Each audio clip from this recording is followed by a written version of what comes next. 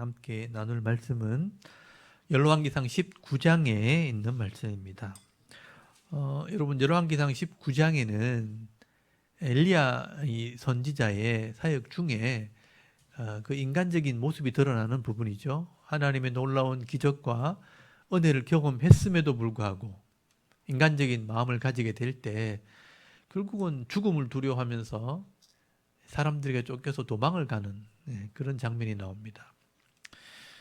이게 사람의 연약함이죠. 아무리 직분을 가지고 있어도 불의 사자요. 능력의 일꾼이라 해도 세상을 바라보면 이런 이제 실망을 할 때가 있다는 얘기죠. 그래서 이 19장은 엘리야의 사역 중에 하나님의 은혜를 회복하는 또 그런 내용들이 담겨져 있습니다. 여러분 19장을 한번 보십시오. 이 아합이 엘리야가 행한 모든 일과 그가 행한 어떻게 모든 선지자를 칼로 죽였는지를 이세벨에게 말했다고 되어 있죠. 우리 18장의 지난주에 말씀을 들으셨을 때 세상 사람들이 우상을 섬기고 이스라엘 백성들은 바알과 아세라를 섬기고 그게 신인 줄 알고 쫓아갈 때 하나님이 얼마나 답답했으면 엘리야를 보내가지고 이방 나라 여인에게 은혜를 베풀었거든요. 이방 여인 사르밧 과부에게 순종하게 하고 은혜를 베풀고 선지자를 대접하게 하고 복을 준 기적을 행하게 하십니다. 그리고 진짜 신이 누군지 알게 하려고 갈멜산 꼭대기에 올라가 가지고 대결을 한 거죠.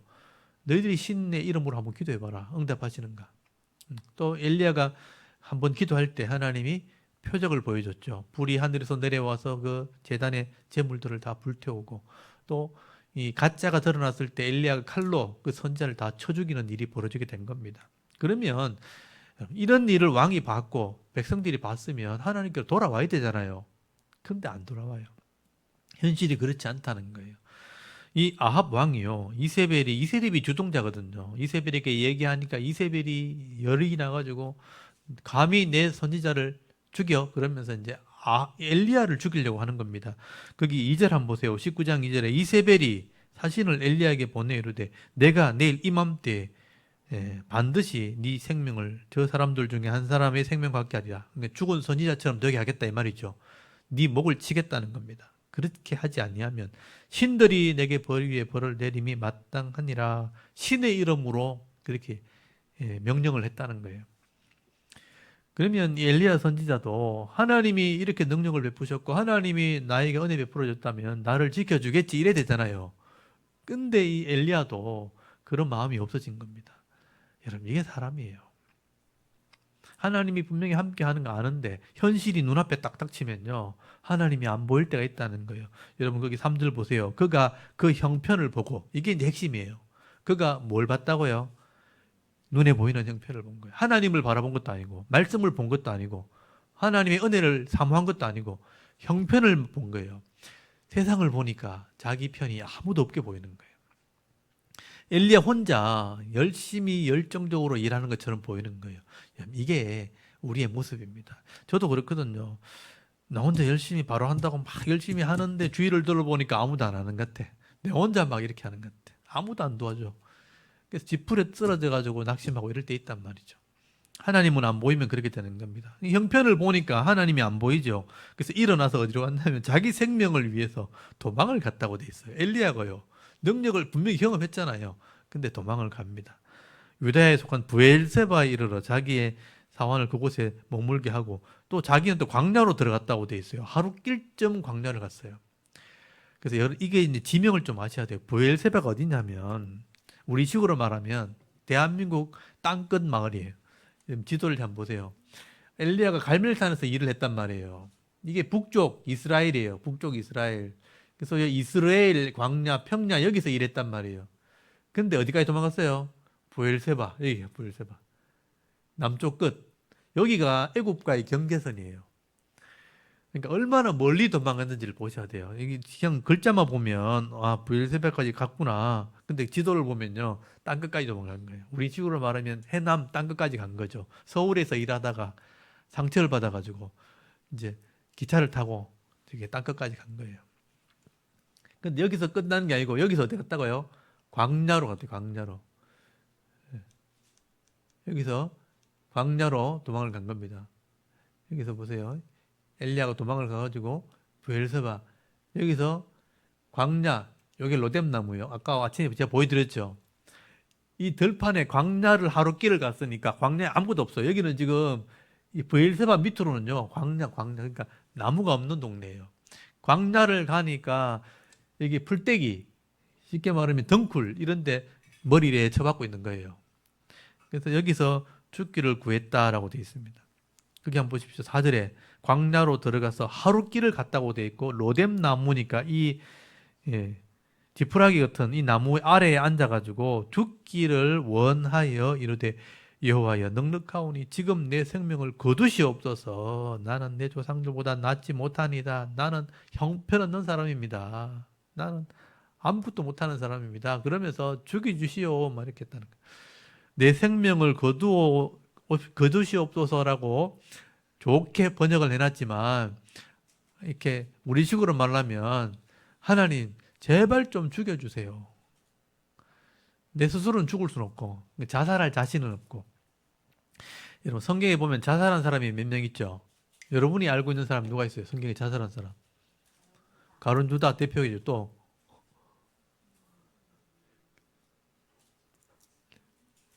한 사람도 있는데 사울 왕. 사울 왕도 자살을 했어요. 칼을 뒤집어 놓고 엎어져 죽었죠. 근데 이렇게 죽지는 못했지만 죽여달라고 막 한 사람은 또 있어요. 엘리야 말고 또 있어요. 누군지 아세요?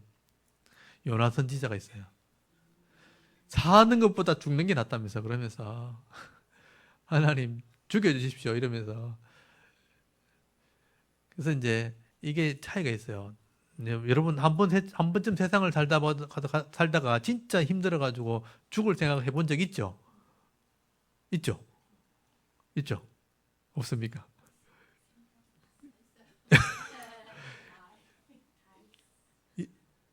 이성은 집사람도 있어요. 아직 없어요. 야, 그래도 튼튼하니까 자신 있구나. 사람이요, 진짜 죽을 마음이 생길 때가 있다니까요. 그래서 어떻게 하면 아프지 않을까 이렇게 생각해요. 어떻게 죽으면 안 아플까? 약을 먹고 아니면 뛰어내리면 아플 것 같고 목을 이렇게 쪼면 숨이 참 이렇게 참 힘들 것 같고 그러니까 막 생각을 해본단 말이에요. 그래서 스카탄을 사러 가는 거예요. 스카탄을 사고 이렇게 하면은 좀 괜찮겠지. 온갖 방법을 다 생각해 보는데 중요한 거는 뭐냐면요. 그걸 실행을 하면 난 나쁜 사람이야. 더 이상 희망이 없어. 나는 자기가 생명으로 이 땅에 태어나는 게 아니잖아요. 하나님이 주셨는데 내 스스로가 판단하는 거죠. 나는 이제 끝났어. 그러니까 내가 끝났으니까 내가 이제 실행을 옮기는 거죠. 재판관으로 치면 자기가 판결을 내리고 자기가 집행까지 하는 거죠. 그게 하나님이 위치에 서는 거예요. 하나님이 생명을 주셨고 하나님이 다스리시고 하나님이 심판하셔야 되는데 내가 스스로 판단을 하고 내가 죄를 뒤집어 씌워가지고 내 스스로 집행까지 하는 거죠. 그게 자살이에요. 그렇게 가면 하나님을 무시한 죄까지 포함되는 거죠. 그래서 진짜 마지막에는 그 영혼 앞에 영혼으로 하나님 앞에 섰을 때는요 심판을 받게 되는 겁니다. 근데 죽을 일이 생겼을 때 하나님께 고발을 하는 거죠. 하나님이 살게 해줬으니까 나 이제 죽고 싶습니다 하고 하나님께 얘기하면 하나님이 아직 때가 아니다 아니면 때가 됐다 내가 될 것 같게 둘 중에 하나잖아요. 하나님이 결정을 하시게 이렇게 하나님께 아뢰는 게 우리의 신앙이 돼야 된다는 거예요. 그러니까 죽을 일이 생겼을 때는요 하나님께 먼저 얘기를 하셔야 돼요. 그래서 이 엘리야가 하나님께 얘기하니까 하나님이 답을 주시잖아요. 아직 아니다. 네가 아직 네 죽기는 죽는데 아직은 때가 아니다. 그렇게 얘기하시는 거예요. 그 노렘나무 아래에서 죽기를 구하고 누워 자니까 5절 한번 보세요. 노렘나무 아래에 누워 자던 천사가 그를 어루만지며 그에게 이르되 일어나 먹으라 하는지라. 먼저 머리맡에 숯불에 구운 떡과 한 병 물이 있었어요. 이걸 딱 먹고 마시고 막 정신을 차리고 이렇게 하니까 하나님 뭐라 그러시냐면 7절 보세요. 여호와의 천사가 또 다시 와서 어루만지시며 만지며 이르시되 일어나 먹으라. 네가 갈 길을 다 가지 못할까 하노라 한지라. 이에 일어나 먹고 마시고 그 음식물을 의 힘을 의지하여 40주 40야를 가서 하나님의 산 호렙에 이르렀다 이렇게 돼 있죠. 그러면 브엘세바에서 호렙이라는 곳을 또 가야 되잖아요. 보세요. 내가 갈 길 막혀가지고 어디로 갈지 몰라. 더 이상 주저앉아가지고 하나님 죽어야 됩니다 하니까 기운을 내게 하셔가지고 가게 만들죠. 그러니까 내가 갈 길이 있는 거예요. 모르니까 그냥 있는 거죠. 보세요. 브엘세바가 어딘가 하면, 저 호렙이 어딘가 하면, 보세요. 여기가 브엘세바 있고, 아까 내려왔던 브엘세바, 여기서 광야로 나가가지고 죽으려고 그랬는데, 하나님이 떡을 먹이셔가지고 어디까지 보냈냐면, 호렙까지 보내요. 이까지 내려, 이까지. 그러니까 이 아까 갈멜산에서부터 호렙산까지가 얼마나 멀어요. 이 먼 길을 하나님이 가게 만들어요. 그래서 이 호렙산에서 이 엘리야가 뭐라고 얘기하냐면 자기 심정을 얘기합니다. 하나님, 나름대로 열심히 해보려고 그랬어요. 이 우상을 섬기는 사람을 바꾸려고 내가 기적도 행하고 능력도 행하고 이렇게 열심히 막 하니까 보니까 주위를 둘러보니까 내 혼자밖에 없습니다. 나는 열심히 특심이 있는데 아무도 없고 내 혼자 남았습니다. 다 죽고 내 혼자 뭘 하란 얘기입니까? 이렇게 하소연을 하는 거예요. 근데 하나님이 뭐랬냐면 네 혼자 남은 게 아니라는 거죠. 네가 이래 볼 때는 네 혼자 남았지 내가 볼 때는 아직 많이 남았다. 그러니까 넓은 시각을 주는 거예요. 여러분, 자기는 자기 인생밖에 없으니까 내밖에 안 보이는 거예요. 내만 힘들고 내만 이 길 가는 것처럼 보이고 내 혼자 이거 하는 것처럼 보이는 거예요. 근데 알고 보면 나하고 똑같이 살아가는 사람이 수없이 많은 거예요. 근데 그렇게 다 열심히 살아가는데 보니까 자기 사명 다 감당하는 거죠. 그걸 보는 순간에 나도 저렇게 하면 되는데 이런 생각이 드는 거죠. 근데 내 혼자 있다고 생각할 때 낙심이 되는 겁니다. 한번 보십시오. 여기 보면 엘리야가 호렙산까지 가는 장면이 나오죠. 여기 19장 9절 보세요. 엘리야가 그곳에 굴에 들어갔어요. 호렙산 꼭대기에 가서 굴에 들어갔어요. 그래서 거기서 뭐라 그러냐면 10절에 그가 대답하되 내가 만군의 하나님 여호와께 열심히 유별하오니 이는 이스라엘 자손이 주의 언약을 버리고 주의 제단을 헐며 칼로 주의 선지자를 죽였음이오며 오직 나만 남았거늘 그들이 내 생명을 찾아 빼앗으려 하나이다. 지금 나만 남았다 얘기하죠.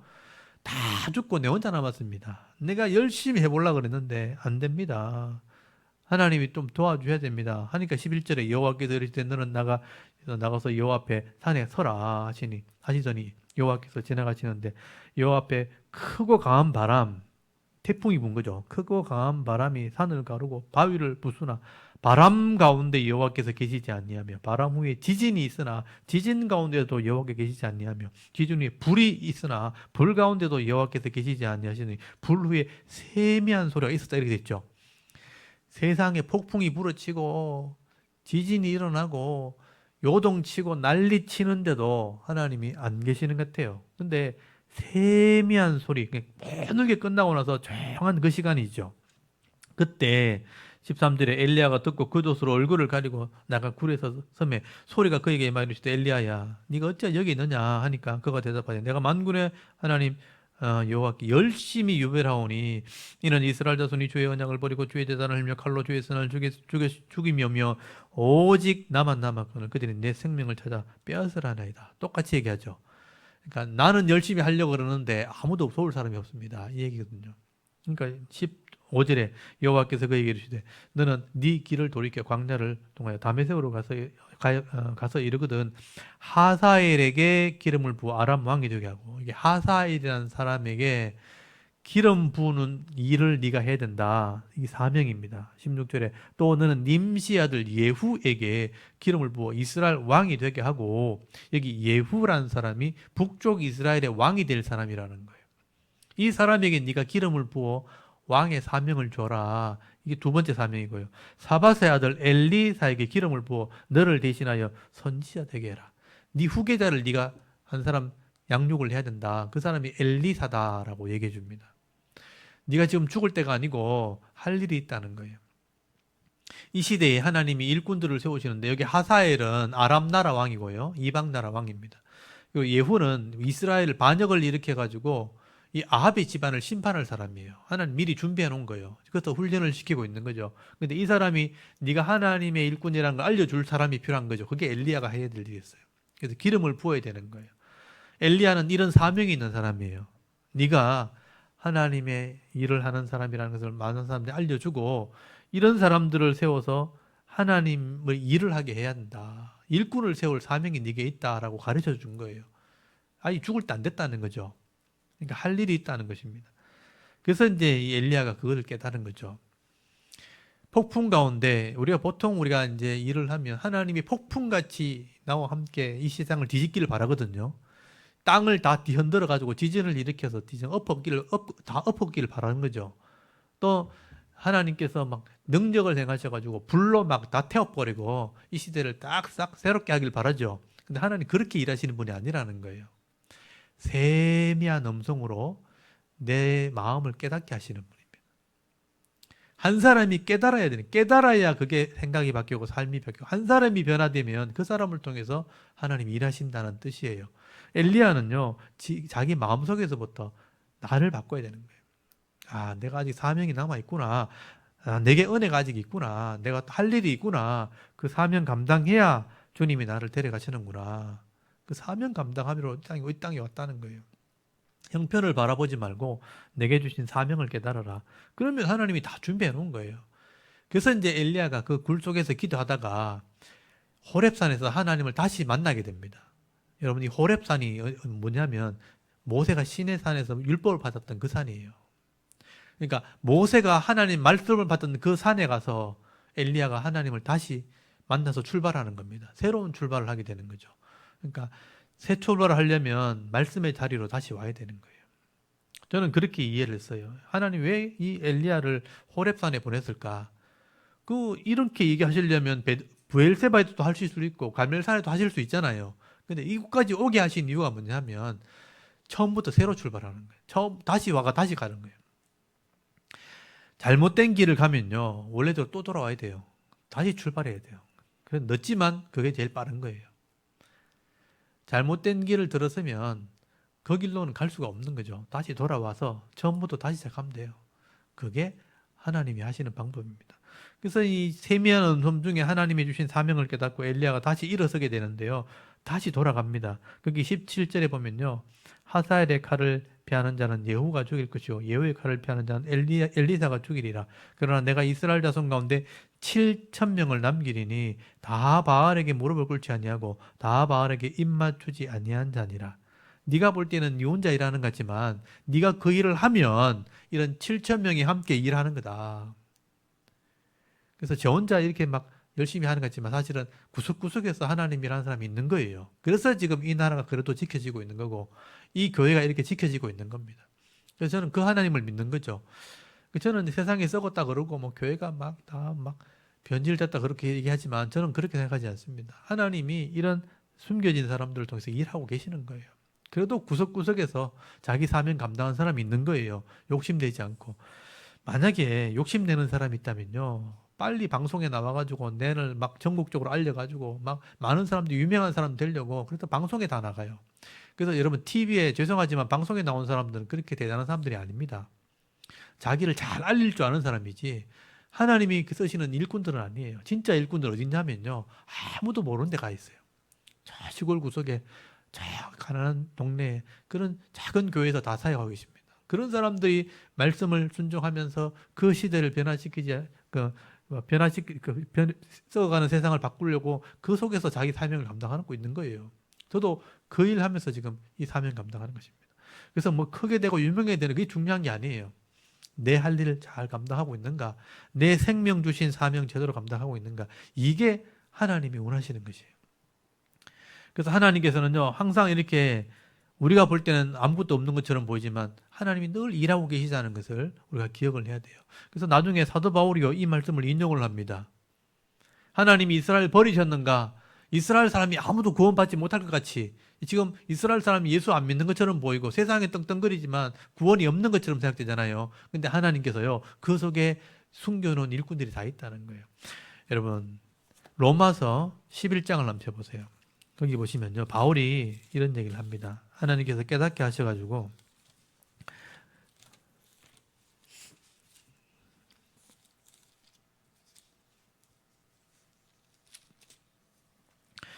로마서 11장에 보면 바울은 이방인들을 구원하는 전도를 했거든요. 근데 이스라엘 사람들이 아무도 안 믿는데 이방인을 다 구원받으면 이스라엘 사람 하나님 다 버린 겁니까? 이렇게 막 따졌단 말이에요. 근데 하나님이 하시는 말씀이죠. 여러분 11장 1절 보세요. 로마서 11장 1절. 그러므로 내가 말하노니 하나님이 자기 백성을 버리셨느냐? 그럴 수 없느니라. 나도 이스라엘이요 아브라함의 씨요 씨에서 난 자요 베냐민 지파라. 하나님이 그 미리 아신 자기 백성을 버리지 아니하셨나니 너희가 성경이 너희가 성경이 엘리야를 가리켜 말하는 것을 알지 못하느냐. 그가 이스라엘을 하나님께 고발하되 주여 그들이 주의 선자를 죽였으며 주의 제단들을 헐어버렸고 나만 남았는데 내 목숨도 찾나이다 하니 그에게 하신 대답이 무엇이냐. 내가 나를 위하여 바알에게 무릎 꿇지 아니한 사람을 7,000명을 남겨두었다 하셨으니 그런즉 이와 같이 지금도 은혜로 택하심을 따라 남은 자가 있느니라 이렇게 말씀하시죠. 지금 아무도 유대인들이 안 믿는 것처럼 보이지만 하나님이 그 속에 엘리야 시대 7,000명을 남겨두었던 것처럼 이 유대인들 속에도 남은 자가 있다는 거예요. 이 사람들을 하나님 다 구원하려고 기다리고 있다는 거예요. 지금도 그 사명을 다 감당하고 있는 거예요. 그래서 시대가 지금 이렇게 흘러가고 있는 겁니다. 하나님이 그런 사람들을 통해서 구석구석에서 지금 일하고 계신 거예요. 그래서 엘리야처럼 우리가 낙심될 때는 있죠. 왜냐하면 세상이 점점 악해하는 것처럼 보이니까. 권력자가 전부 악을 행할 때 정말 의인들이 죽임을 당하는 것처럼 보이고 교회가 핍박당하는 것처럼 보일 수 있죠. 그렇지만 그 사명 감당하는 사람이 그 속에 다 있는 거예요. 그래도 하나님이 그런 사람들 통해서 일하시는데 보니까 혼자인 줄 알았는데 7,000명이 있다 이렇게 얘기하잖아요. 바알에게 무릎 꿇지 않는 사람들. 그래서 저는 이걸 믿는 거죠. 우리 대구 사랑교회가 다른 거는 몰라도 하나님 말씀편에 서서 성실하게 정말 바르게 예배드리고 말씀을 가르치면 하나님이 이런 사역을 통해서 일꾼을 깨우신다는 거죠. 그래서 이 말씀을 누가 들어도 깨닫고 돌이켜서 일할 사람이 있다는 거죠. 그래서 제가 예배를 드리고 영상으로도 올리고 계속 제가 유튜브에 올리는 이유는 누군가가 이 말씀을 듣고 깨닫는 사람이 있으면 하나님이 쓰신다는 겁니다. 그런 사람들이 있기 때문에 제가 이 일을 하고 있는 거죠. 그래서 이 엘리야가 다시 힘을 내가지고 엘리사를 찾아가는 장면이 나옵니다. 여러분 거기 열왕기상 19장 19절 한번 보세요. 엘리야가 거기서 떠나 사밧의 아들 엘리사를 만나러 갔어요. 엘리사를 만나러 어디 갔냐면 거기 밑에 보면 지명이 나옵니다. 그가 12 겨리소를 앞세우고 밭을 가는데 자기는 12 겨리소와 함께 있더라. 엘리야가 그리로 건너가서 그 겉옷을 그 위에 던졌더니 그가 소를 버리고 엘리야에게로 달려가서 이르되 청하되 나를 내 부모와 입맞추게 하소서. 그리한 후에 내가 당신을 따르리라. 엘리야가 그에게 이르되 돌아가라. 내가 네게 어떻게 행하느냐 하니라. 엘리사가 그를 떠나 돌아가서 한 겨리 소를 가져다가 잡고 그 소의 기구를 불살라 그 고기를 삶아 백성에게 주어 먹게 하고 일어나 엘리야를 따르며 수종을 들었더라. 이렇게 돼 있죠. 이게 하나님의 일꾼이 되었다 하는 것을 말하는 거예요. 거기 16장 중간에 보시면요. 아벨 몰라에 사는 사밧의 아들 엘리사 이렇게 돼 있죠. 아벨 몰라라는 곳이 엘리야의 고향이 있는 데입니다. 그러니까 요단강 근처예요. 그러니까 요단강까지 올라온 거예요. 그러니까 갈멜산에서 호렙산까지 이제 도망갔다가 그 호렙산에서 다시 돌아와가지고 요단강까지 올라온 거예요. 그래서 엘리사를 찾아간 겁니다. 그리고 겉옷을 던졌다는 게 뭐냐면요. 이 겉옷을 벗어주는 것은 후계자를 말하는 후계자. 권위를 넘겨준다 이런 의미예요. 이렇게 지도자가 겉옷을 후임자에게 물려주는 그게 전통이거든요. 그래서 여러분 그 골프 합니까? 골프 우승하면 겉옷 입히는 거 아세요? 이렇게 두루마리 마이를 입히죠. 승리자에게 그런 권위를 입혀준다 이런 뜻이에요. 그러니까 엘리야의 권위를 엘리사에게 넘겨준다. 겉옷을 딱 던지면 그 겉옷을 자기가 입으면서 후계자가 되는 거예요. 그래서 엘리사가 그 사역을 감당하게 되는 것입니다. 그래서 부모에게 인사하고 번제를 드리고 헌신하는 마음으로 사역자가 되는 거예요. 그래서 이제 엘리야 다음에 험악한 시절을 누가 책임지냐면 엘리사가 책임지는 거예요. 근데 이 엘리사는 더 험악한 시대를 살게 되는 거죠. 이제 막 선지자가 죽는 바람에 이세벨이 열이 났어요. 화가 났어요. 그래서 더 막 선지자를 괴롭히고 더 고통을 줍니다. 그리고 더 바알과 아세라를 더 섬기게 만드니까 세상이 더 악해지는 거예요. 그러니까 엘리야 시대보다 엘리사 시대가 더 악해졌고 2배나 더 어려운 시대가 돼버렸죠. 그러니까 엘리야가 엘리사에게 사역을 줬으니까 엘리사는 더 큰 사역을 하게 되는 거예요.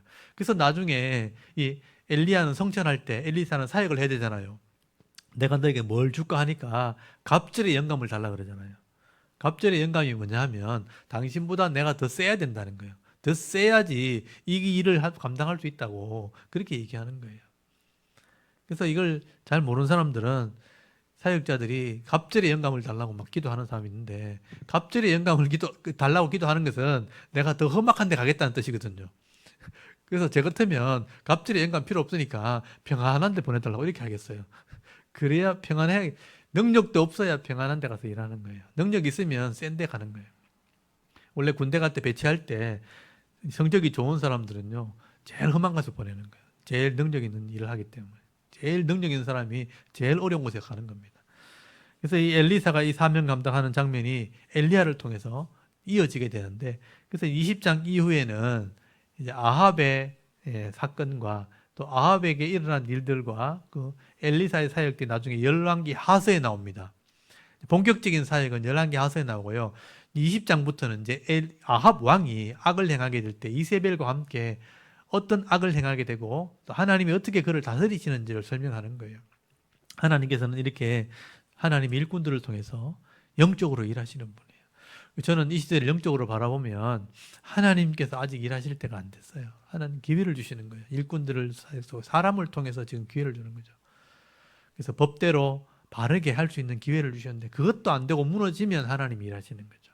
그래서 저는 아직 이 나라는 희망이 있다고 생각하고 아직도 은혜가 있다고 생각합니다. 그래서 이 나라가 평안할 수 있도록 정말 백성들이 성실하게 일하는 사람이 자리를 차지하고 악을 행하는 사람은 법대로 재판받는, 심판을 받는 그런 나라가 되도록 기도하시면 돼요. 법이 시행되면 보호를 받게 되는 겁니다. 그래서 오늘 엘리야의 사역을 보면서 이 나라 이민족을 이렇게 영적인 눈으로 바라보시고 또 때로는 낙심될 때가 있지만 엘리야를 보면서 내 혼자 남았습니다. 이렇게 기도할 때 있지만 아직 아니다. 많은 일꾼들이 남아있다. 하나님께서 그렇게 말씀하시는 거예요. 그리고 내게 사명이 있으면요. 아무리 어려운 상황도 일어설 수 있다는 거예요. 내 할 일이 있고 사명 감당할 능력이 있으면 하나님이 쓰신다는 걸 여러분 꼭 기억하시고, 저는 교회를 섬기고 말씀을 가르치는 사역 감당한 여러분은 여러분의 사명이 있는 거예요. 여러분 가족들을 구원해야 되고 여러분 가족들을 섬기는 일을 해야 되는 거죠. 그래서 여러분 주위에 있는 사람들을 전도해야 될 일을 하는 겁니다. 여러분이 믿음으로 잘 사는 모습을 통해서 많은 사람들을 전도하고 또 구원하고 또 여러분이 섬김을 통해서 많은 사람들이 생명을 얻는 그런 일들을 하는 것입니다. 그래서 여러분 주위에 있는 많은 사람들에게 내가 은혜를 끼치며 살아가는 그런 성도가 되게 달라고 여러분 기도하시기 바랍니다. 그러면 도움의 손길을 붙여주시고 믿음 일꾼을 붙여주셔서 행복하게 그 일을 할 수 있도록 하나님 도와주시는 거예요. 그래서 끝까지 이 사명 감당하면서 이 믿음의 길을 달려가는 저와 여러분의 이런 영적인 삶의 모습이 되실 수 있기를 간절히 소원합니다. 우리 19장 우리 낭독을 하고 함께 또 우리 기도 제목을 나누고 기도했으면 좋겠습니다. 열왕기상 19장을 우리 한번 또 낭독을 해보도록 하겠습니다.